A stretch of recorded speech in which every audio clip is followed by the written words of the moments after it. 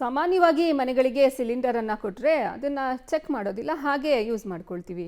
ಇದನ್ನೇ ಬಂಡವಾಳ ಮಾಡಿಕೊಂಡಿರುವಂತಹ ಕೆಲ ಗ್ಯಾಸ್ ಸಪ್ಲೈಯರ್ಸ್ ಮಾಫಿಯಾವನ್ನ ನಡೆಸ್ತಿದ್ದಾರೆ. 2 ಕೆಜಿ ಗ್ಯಾಸ್ ಅನ್ನ ಅವರು ಅಕ್ರಮವಾಗಿ ತಗೊಳ್ತಿದ್ದಾರೆ ಅನ್ನುವಂತಹ ಆರೋಪ ಕೇಳಿ ಬರ್ತಾ ಇದೆ. ಈ ಕುರಿತ ವರದಿ ಇಲ್ಲಿದೆ. ಗೃಹ ಬಳಕೆ ಗ್ಯಾಸ್ ಬಳಸುವ ಮುನ್ನ ಎಚ್ಚರ. ಪ್ರತಿ ಗ್ಯಾಸ್ನಿಂದ 2 ಕೆಜಿ ಗ್ಯಾಸ್ ಕನ್ನ. ಸಿಲಿಂಡರ್ ಸಪ್ಲೈ ಮಾಡುವವರಿಂದಲೇ ಕೃತ್ಯ. ಒಂದೆಡೆ ಗೃಹ ಬಳಕೆ ಸಿಲಿಂಡರ್ನಿಂದ ಕಮರ್ಷಿಯಲ್ ಸಿಲಿಂಡರ್ಗಳಿಗೆ ಗ್ಯಾಸ್ ತುಂಬಿಸಿ ಅದೇ ಸಿಲಿಂಡರ್ಗಳನ್ನ ಮನೆಗೆ ಸಪ್ಲೈ ಮಾಡುವ ಖತರ್ನಾಕ್ ಗ್ಯಾಂಗ್ ಪೊಲೀಸರ ಕೈಗೆ ರೆಡ್ ಹ್ಯಾಂಡ್ ಆಗಿ ಸಿಕ್ಕಿಬಿದ್ದಿದೆ. ಕಲಬುರಗಿಯ ರಾಮತೀರ್ಥ ಬಡಾವಣೆಯಲ್ಲಿ ಕಳ್ಳರನ್ನ ಪೊಲೀಸರು ಬಂಧಿಸಿದ್ದಾರೆ. ಕಲಬುರಗಿಯ ವಿವಿಧ ಗ್ಯಾಸ್ ಏಜೆನ್ಸಿಗಳ ಮಾಲೀಕರ ಬಳಿ ಕೆಲಸ ಮಾಡುವ ರಾಜಸ್ಥಾನ ಮೂಲದ ಈ ಇಬ್ಬರು ಗ್ಯಾಸ್ ಗೃಹ ಬಳಕೆಗೆ ಬಳಸುವ ಪ್ರತಿ ಸಿಲಿಂಡರ್ನಿಂದ 2 ಕೆಜಿ ಗ್ಯಾಸ್ ಕಳ್ಳತನ ಮಾಡಿ ಕಮರ್ಷಿಯಲ್ ಸಿಲಿಂಡರ್ಗಳಿಗೆ ತುಂಬಿಸಿ ಆ ಸಿಲಿಂಡರ್ಗಳನ್ನ ಹೋಟೆಲ್ಗಳಿಗೆ ಈ ಗ್ಯಾಂಗ್ ನಿತ್ಯ ಸರಬರಾಜು ಮಾಡುತ್ತಿತ್ತು. ಇಂತಹ ಸಿಲಿಂಡರ್ ಗ್ಯಾಸ್ ಕಳ್ಳರನ್ನ ಸಬ್ಬರ್ಬನ್ ಪೊಲೀಸರು ಸದ್ಯ ಬಂಧಿಸಿದ್ದಾರೆ.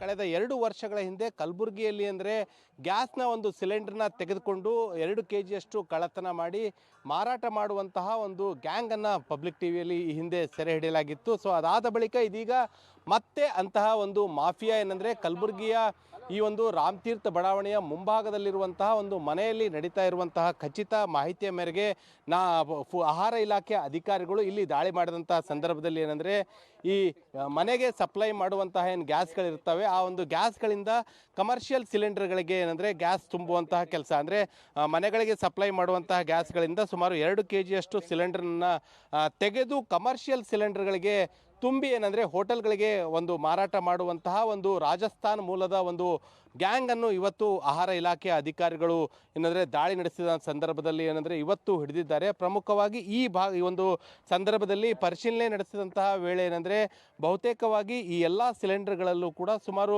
ಎಷ್ಟು ಪ್ರಮಾಣದ ಒಂದು ಸಿಲಿಂಡರ್ ಇರಬೇಕಾಗಿತ್ತು ಅಷ್ಟು ಪ್ರಮಾಣದ ಸಿಲಿಂಡರ್ ಎಲ್ಲೂ ಕೂಡ ಕಂಡು ಬರ್ತಾ ಇಲ್ಲ. ಪ್ರಮುಖವಾಗಿ ಈ ಕಡೆ ಭಾಗದಲ್ಲಿ 2 ಕೆಜಿ ಸಿಲಿಂಡರ್ಗಳಿಂದ ಮನೆಗಳಿಗೆ ಸಪ್ಲೈ ಮಾಡಬೇಕಾದ್ರೆ ಇಲ್ಲಿಂದ ಏನಂದರೆ ಒಂದು ನೇರವಾಗಿ ಕಳ್ಳತನ ಮಾಡಿ ಒಂದು ಕಮರ್ಷಿಯಲ್ ಸಿಲಿಂಡರ್ಗಳಿಗೆ ಸಪ್ಲೈ ಮಾಡ್ತಾ ಇದ್ರು. ಇನ್ನು ಮನೆಗಳ ಒಂದು ಓನರ್ಗಳಿಗೆ ಯಾವುದೇ ರೀತಿಯಾದಂತಹ ಒಂದು ಡೌಟ್ಗಳು ಬರಬಾರ್ದು ಅಂಥೇಳಿ ಅವರ ಬಳಿಯೇ ಒಂದು ಗ್ಯಾಸ್ನ ಒಂದು ಪ್ಯಾಕಿಂಗ್ ಕವರ್ ಕೂಡ ಇಟ್ಕೊಂಡಿದ್ದಾರೆ. ಇದು ನೋಡ್ತಾ ಇದ್ದೀರಾ, ಇದು ಇಂಡಿಯನ್ ಗ್ಯಾಸ್ನ ಒಂದು ಕವರ್ ಆಗಿದೆ, ಒಂದು ಸಿಲಿಂಡರ್ನ ಕವರ್. ಅಂದರೆ 2 ಕೆಜಿಯಷ್ಟು ಸಿಲಿಂಡರ್ನ ಇಲ್ಲಿಂದ ತೆಗೆದ ಬಳಿಕ ಏನಂದರೆ ಈ ಒಂದು ಕವರ್ಗಳನ್ನು ಮತ್ತೆ ಆ ಒಂದು ಗ್ಯಾಸ್ಗಳ ಒಂದು ಸಿಲಿಂಡರ್ಗಳ ಮೇಲೆ ಅಂಟಿಸ್ತಾರೆ. ಅದಾದ ಬಳಿಕ ಪಾಪ ಗ್ರಾಹಕರೇನೋ ಪ್ಯಾಕ್ಡ್ ಇರುವಂತಹ ಸಿಲಿಂಡರ್ ಇದೆ, ಹೀಗಾಗಿ ಯಾವುದೇ ರೀತಿಯಾದಂತಹ ಕಳ್ಳತನ ಆಗೋದಿಲ್ಲ ಅಂತ ತಿಳ್ಕೊಂಡು ನೇರವಾಗಿ ತಮ್ಮ ಮನೆಗಳಲ್ಲಿ ಸಿಲಿಂಡರ್ನ ತೆಗೆದುಕೊಳ್ತಾ ಇದ್ದಾರೆ.